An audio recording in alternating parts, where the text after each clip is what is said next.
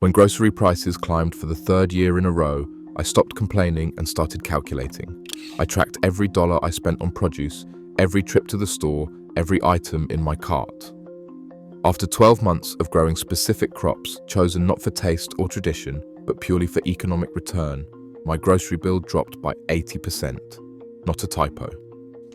80%. And I'm going to show you exactly which 7 crops made that possible. Here's what most people get wrong about gardening to save money.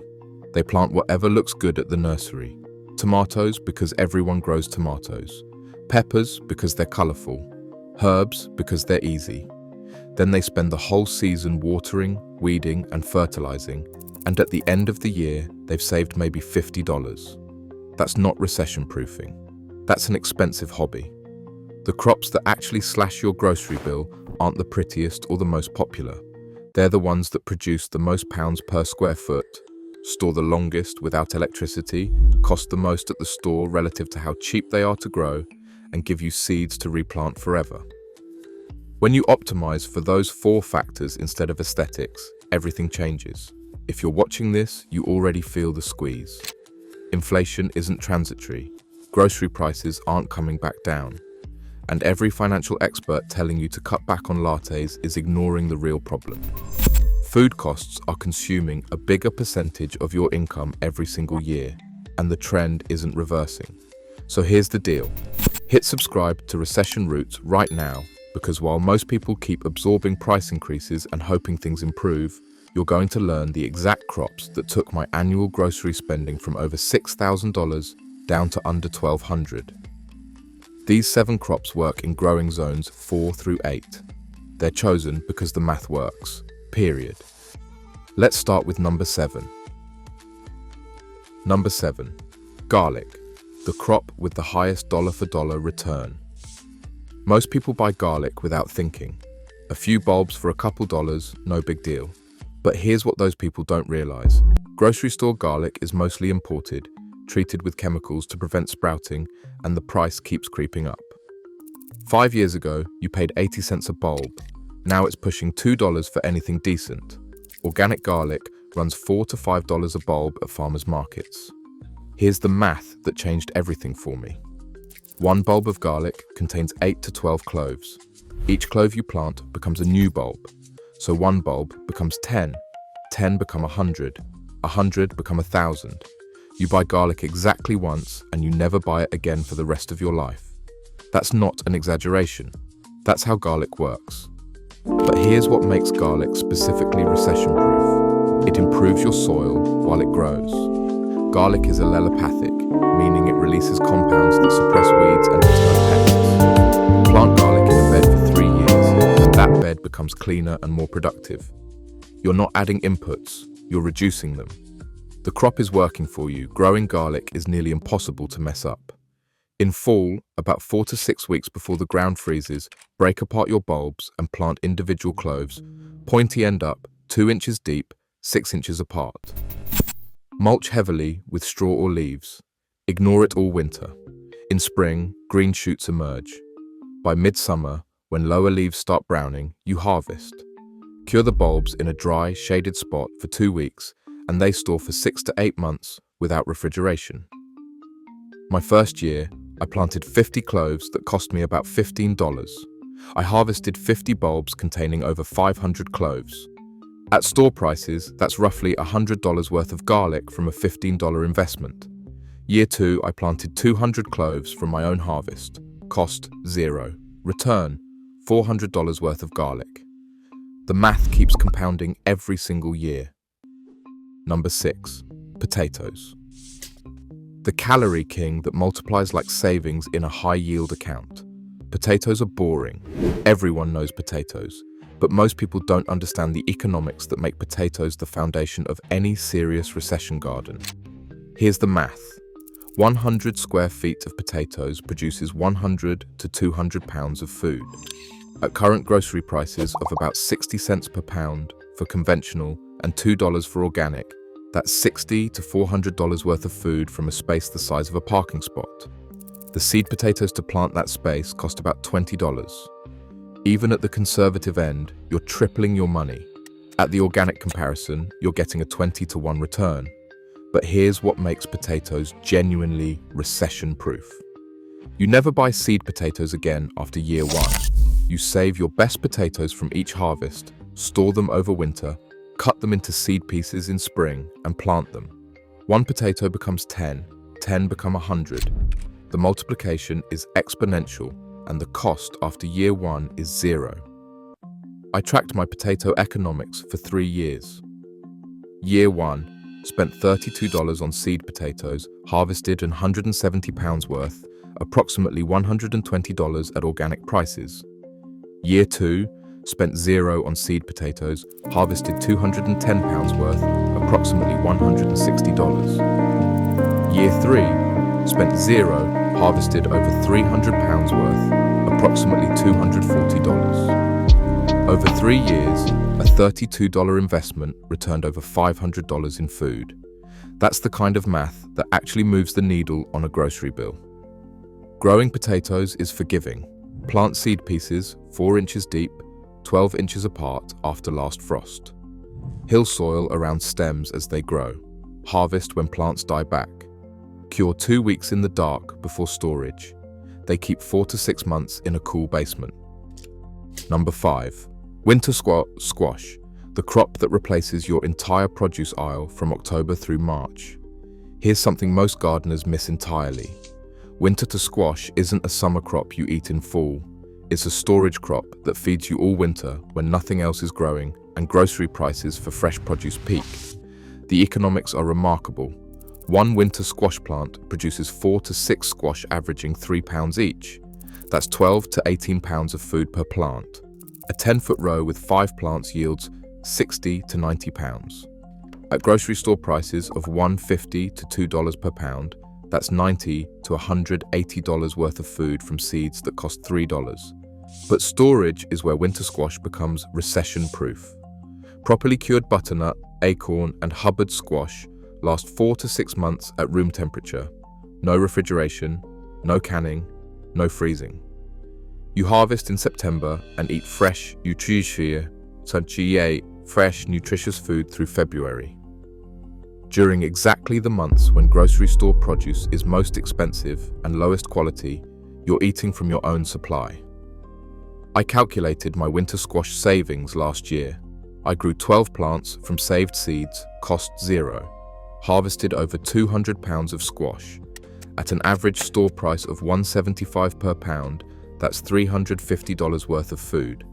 It replaced every butternut, acorn, and spaghetti squash I would have bought from October through March, plus provided all my pumpkin needs for Thanksgiving and beyond.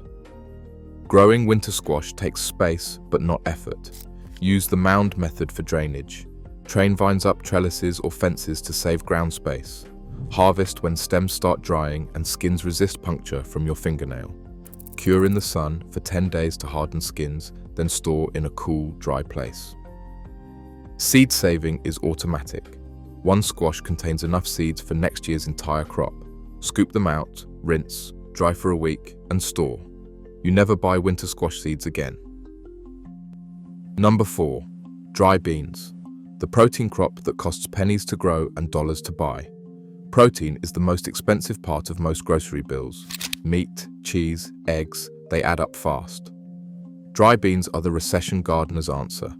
They're 15 to 20% protein by weight, they store for years, and the difference between growing them and buying them is massive. Here's the economics most people never calculate. 1 pound of organic dry beans costs $4 to $6 at the grocery store. 1 6-foot trellis produces 15 to 20 pounds of dry beans in a single season. That's $60 to $120 worth of protein from a packet of seeds costing $3. And beans are nitrogen fixing, meaning they improve your soil while they grow instead of depleting it. But the real recession-proof advantage is storage and seed saving combined. Dry beans stored in sealed containers last 3 to 5 years, and the beans you eat are the beans you plant. There's no separate seed saving process. You just keep back a couple of handfuls from each harvest for next year.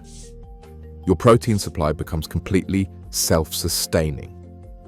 I grew pole beans on 3 6-foot trellises last year. Total space, About 30 square feet.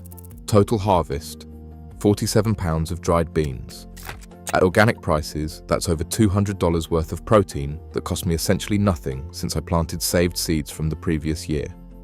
Those 47 pounds will last my family well over a year and produce enough seed for next season's planting with plenty left over. Growing dry beans is simple. Plant climbing varieties, not bush beans, to maximize yield per square foot. Install your trellis first, then plant seeds along the base after last frost. Water moderately. Harvest when pods are completely dry and brittle on the vine. Shell, store in airtight containers and you're set. Number 3. Leafy greens, the everyday expense that adds up to thousands. This one surprised me when I ran the numbers. I wasn't buying expensive greens, just basic lettuce, spinach, kale for salads and cooking. But at $3 to $5 per container, purchased 2 or 3 times per week, I was spending $400 to $600 per year on leafy greens alone. Growing greens costs almost nothing and produces continuously. A single 4x8 raised bed planted with lettuce, spinach, kale and chard produces greens from April through November in most climates. With simple cold frames or row covers, you can extend that to nearly year-round. Total seed cost for a season, under $10. Total yield, easily over 100 pounds of greens worth $500 or more at store prices. Here's the recession-proof detail that matters. Greens are cut and come again crops. You harvest outer leaves and the plant keeps producing from the center. One planting gives you months of continuous harvest, and saving seeds from a few plants that bolt gives you free seeds forever. I converted one raised bed entirely to greens 3 years ago. I've spent less than $20 on seeds total in that time. I harvest salad greens 3 to 4 times per week from April through October, plus kale and chard through the first hard freezes. My family hasn't bought a single container of grocery store greens in 3 years. At conservative estimates, that's over $1,500 saved. Succession planting is the key to continuous harvest. Plant a short row every 2 weeks from early spring through late summer. As one planting bolts or gets harvested out, the next one is ready. You're never without fresh greens. Number 2. Zucchini and summer squash. The most productive plants per square foot you can grow. I almost didn't include zucchini because it seems too obvious. Everyone grows zucchini, but most people completely miss the economic potential because they harvest too early and don't save seeds. Here's what changes everything. One zucchini plant produces 30 to 50 pounds of food per season. Let me repeat that. One plant, 30 to 50 pounds. At grocery store prices of $1.5 to $2 per pound, that's $45 to $100 of food from a single plant grown from a seed that cost pennies. But here's the recession-proof detail most gardeners miss. Let a few zucchinis grow to full maturity, the size of your forearm or bigger. Those massive fruits store for 5 to 6 months without refrigeration when kept whole in a cool, dry place. And the seeds inside are fully developed, giving you free seeds for next year and years after. Zucchini seeds stay viable for 6 years. I grew 4 zucchini plants last year. Conservative estimate, over 150 pounds of food. Some we ate fresh, some we shredded and froze, and 3 giants we stored whole in the basement. Those stored zucchinis lasted through February. Total value at store prices, approximately $250. Total cost, 0, since I planted saved seeds. The growing trick that doubles success, plant in mounds for drainage. Zucchini hates wet roots.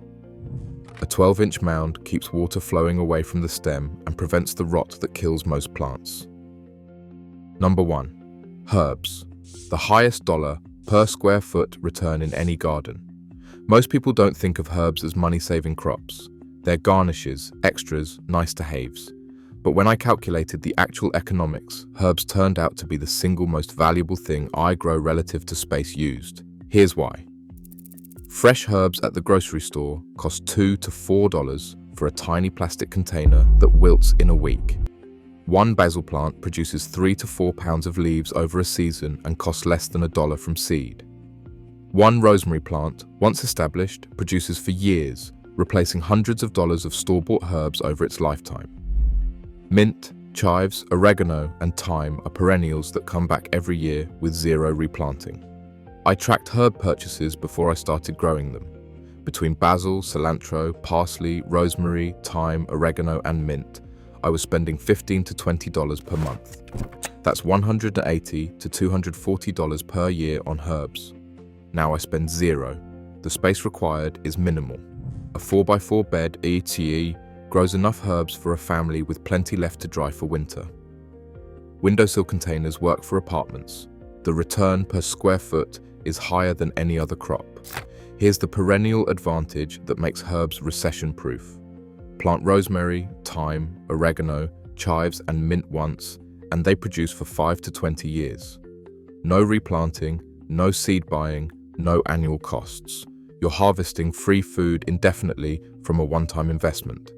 My herb garden takes up about 20 square feet. It saves me over $200 per year. That's $10 saved per square foot per year. No other crop comes close to that return. 7 crops. That's what took my grocery bill from over $6,000 annually to under $1,200.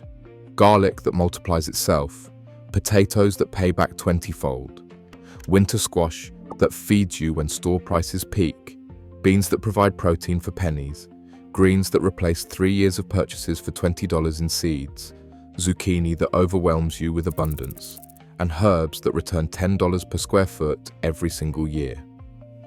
Here's your reality check. These savings don't happen overnight. It takes a season to learn each crop. It takes 2 to 3 years to build up seed stocks and establish perennials.